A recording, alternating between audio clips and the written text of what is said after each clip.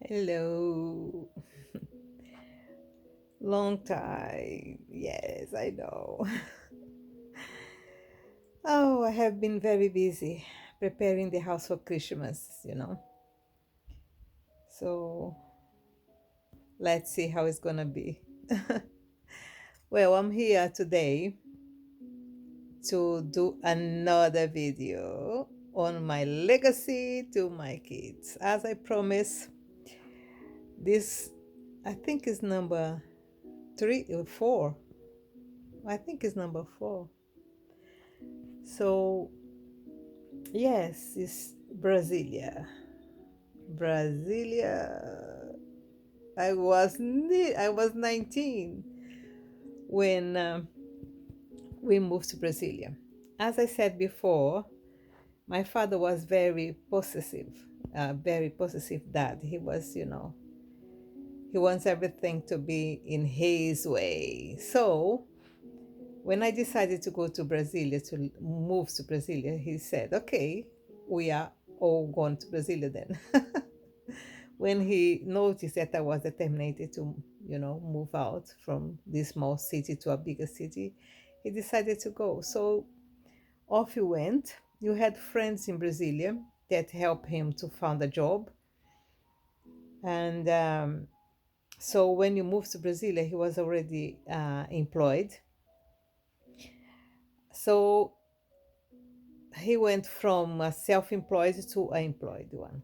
It was not easy for him because he was used to do his own stuff on his own time. And suddenly he was off everything that it was familiar to him.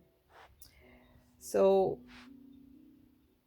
my father was a very good man, very hard work man, but very strict. He was very you know. So it was very complicated for myself because I was a free soul, born in a house with a not free soul man. But anyway, you moved to Brasilia, and I was just 19. It was so interesting because, everything was popping out. Uh, you know, the computer was not yet around like today. Um, but we had the dream. You had the dream of everything being. Oh, God, my generation was a dreamer.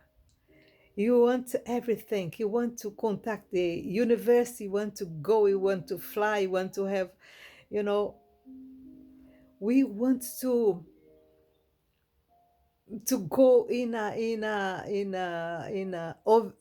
a space shuttle to the space, and conquer the next star.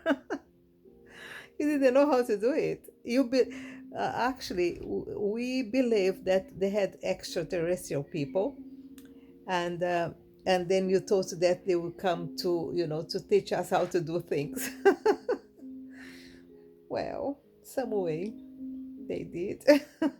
Well, then it was 70, beginning of 72.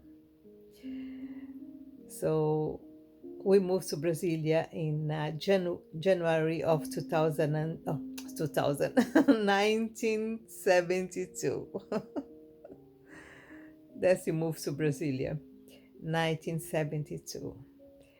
So um, my brother didn't move with us. It was just me and my parents, because my sister on this time, she was working as secretary in a boarding school in the south of Brazil. She was just 17 to 18, but she was already working outside. She was already working in a different place, so she was in that in south of Brazil. And my brother was finishing his college. He was doing engineering, so he was finishing his studies on secondary school. So he was still not secondary school, college. So he remained in Annapolis to finish his studies. So it was just me and my parents. So it was very funny. I was studying. I went for my studies, and I met loads of different people, philosophers, and I was doing theater. I was staying in the library for most of my day. You know what I mean? It was very, very good time. I was discovering life. I tried to found a job. I was I did went for interview in the bank, but what I don't know what's happened to me. I never faint before, but when I was doing the interview, I just fainted. Just poof. When I came up to my mind again, when I came out to myself again, I was surrounded by people thinking, oh, you should call the ambulance, etc. But then I said, no, I'm okay, but I was not okay at all. So I lost the job because they thought I had some sickness. I was not called for the job, so I lost the first interview of my life. I don't know what's happened to me. I just fainted. Everything gets blind, poof, on the floor.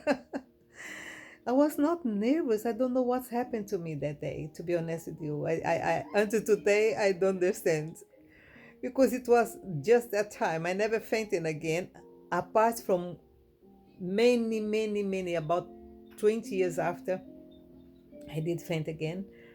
But it was because I was using something on my hair, and then, didn't agree with my body, so my system, so I just fainted. But this just two times in my life, and the first time was that one, and I lost my first interview, my first job in a bank. So I decided to study, and then I went for a course from um, to be a nurse. Look, I was the first on the class in the during the time of the lessons, etc. I was fantastic. Um, but when I got to the point of visiting the departments of the hospital, but look, I was studying in the biggest hospital in Brasilia. Okay, it was the biggest one. Everything happens on that in that hospital is called Sara Kubitschek. So yeah, it was the district hospital. It's the biggest one in Brasilia, and I was studying in there. So when I got to the practical side of the course, I didn't took it very well because it was too much suffering around. So, and they put me to to do some placement on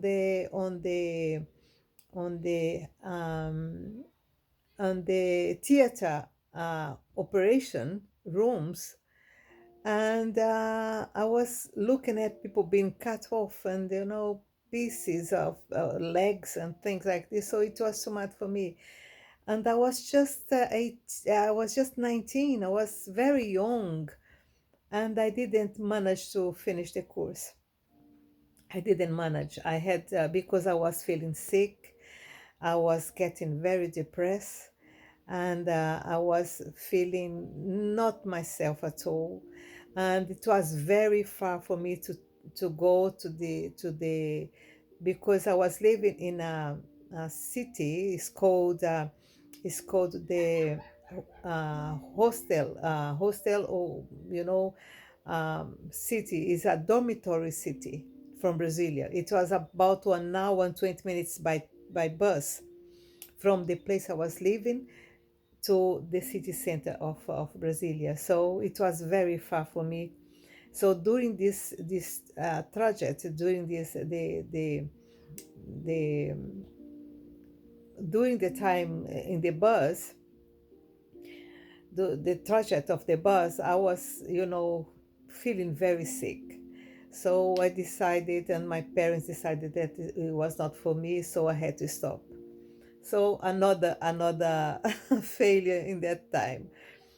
So I, as I was very good in my courses in my college, I did my, my efforts on the first year to this 2 first years of my life in Brasilia. I was studying a lot and going to the library and meeting people. I met someone very interesting, very important in my life. He was the one to open my mind for philosophy and psychology and psychology. You know what I mean? He was fantastic guy. He was a philosopher also, and he got very interested on my brain because the way I was thinking and the behaving and etc. So I had the support from him. It was very good. It helps me a lot. And then I found another person that helped me to get rid of my leftovers from my experience, my when I was a baby. So this one was in another city, in a city called Spirinopolis. It is a holiday city. So my one of my aunties was living in there. So we spent our holidays in that city, and I managed to got the attention of this philosopher also. I was always surrounded by philosophers when I was young, in my young time. So, and he helped me a lot and going inside myself and making this journey of healing from inside out. So you spend many hours walking by the rivers and climbing mountains and walking on the fields and on the forest. It was fantastic experience for me. This I would love him to be alive, but he was killed, because of his way of thinking and because he was very advanced in his brain, on his way of thinking, and he was a different person. So someone didn't like his ideas, and he was killed. Not long after I met him, about 2 3 years after I met him. So I had the pleasure to be healed by someone very special, and this makes me completely different. I was one person before this time, and after this time I was another person. So moving to Brasilia was a liberation for me, a big liberation for me. So after 2 years of in this nearly 2 years, it didn't go to 2 years. My father was they gave him a house. The government gave him a house in very close to the city center of Brasilia. So you moved in only 1 year and a half, more or less. You moved to that house. It was a better house, you know. This house is given by the government, council house, but it was our house because in Brazil they sometimes the government build some houses and sell for the people. You know what I mean? So my father was granted one, so you move to that place very close to the city center. So it was when I was able to study more, to get more involved in a lot of different things. And by then, when you move to that city, that city called Guará, when you move to that house in Guará, my brother came to live with us. So for me, it was the most beautiful thing that happened because we are very friends. We are very close together, me and my brother. So we had the time of our life. the time of our life, because he was very clever and very advanced.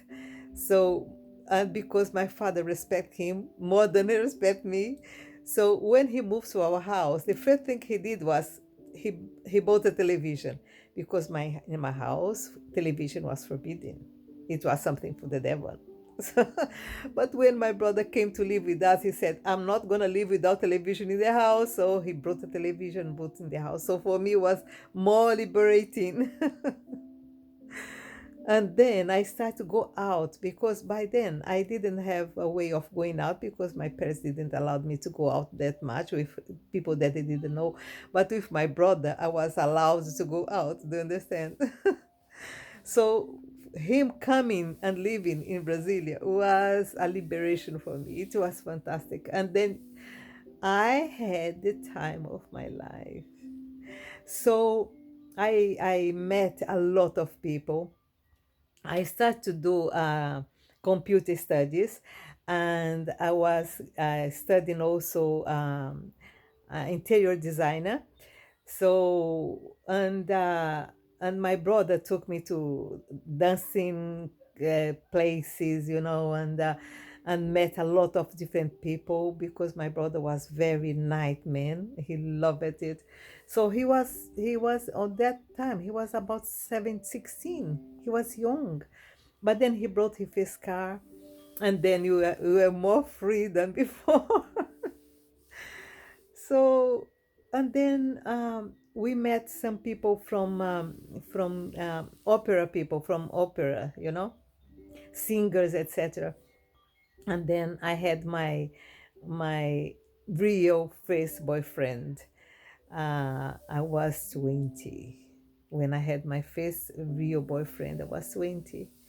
So, and he was very nice man. He was a tenor, he was a singer.